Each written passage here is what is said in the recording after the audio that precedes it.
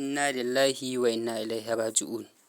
Wannan shi ne yanda ruwan sama ya yi ambaliya a garin Makwa da ke jihar Neja, wanda ake hasashen aƙalla sama da mutum 50 suka rasa rayukansu sakamakon wannan ambaliya. Haka zalika mutane da dama sun rasa mahallinsu waɗanda suka shafi gidaje, makarantu da sauransu. Wannan lamari ya faru a yau Alhamis 29 ga watan Mayu shekarar 2025.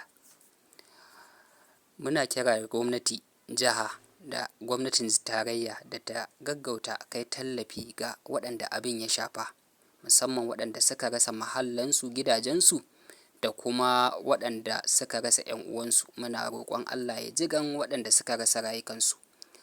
Waɗanda suka rasa mahallansu kuma da wajajen kasuwancinsu, Allah ya maida musu mafi alkhairi. Allah ya maida musu mafi alkhairi. Allah ya maida musu mafi alkhairi.